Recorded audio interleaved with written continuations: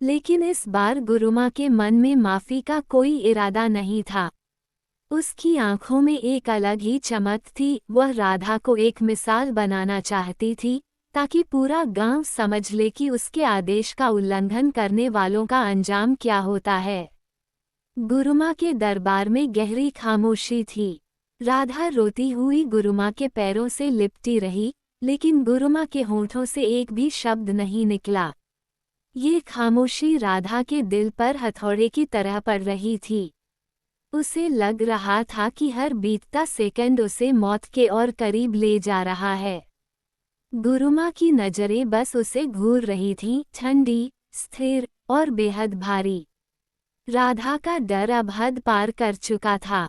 उसने सिर झुकाकर जमीन पर पड़ी धूल को अपनी जीभ से चाटना शुरू कर दिया, मानो ये साबित करने की कोशिश कर रही हो कि वो गुरुमा के आगे सिर्फ एक कीड़े से ज्यादा नहीं है। उसके होठों और जीभ पर मिट्टी का स्वाद और कण चिपक गए थे। गले में मिट्टी फंसने से उसकी खांसी छूटने लगी, लेकिन वह रुकने की हिम्मत नहीं कर पा रही थी। गुरुमा दरबार के अन्य लोगों की तरफ देखकर मुस्कुराई, मानो ये तमाशा उनके लिए ही हो।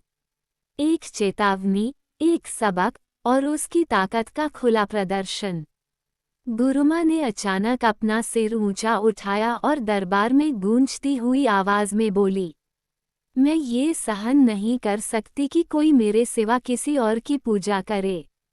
अब मैं तुम्हें अपने पैरों तले कुचल दूंगी और पूरे गांव के लिए मिसाल कायम करूंगी। राधा का चेहरा पीला पड़ गया, उसकी आंखों में डर का समंदर उमड़ आया। वो कुछ बोलने ही वाली थी कि गुरुमा ने अपने हाथ आकाश की ओर उठा दिए।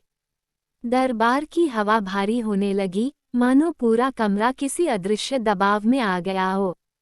गुरुमा का शरीर धीरे धीरे ऊंचा उठने लगा, और साथ ही उसका आकार बढ़ने लगा।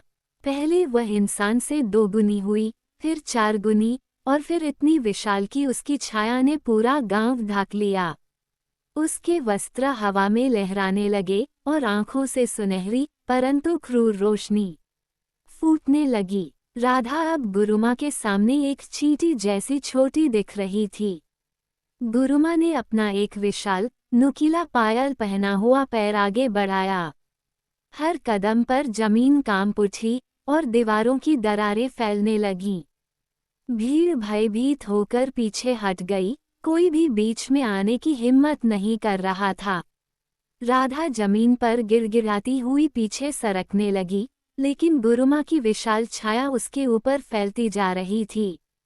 गुरुमा ने अपना विशाल पांव थोड़ा ऊपर उठाया और ठंडी, क्रूर हंसी के साथ बोली, राधा, अब अपनी उस देवी को पुकार जिसकी तू पूजा करती है। देखते हैं क्या वह तुझे मेरे पांवों से बचा सकती है। दरबार में मौजूद भीड़ पर जैसे बिजली गिर गई। लोग एक दूसरे को देख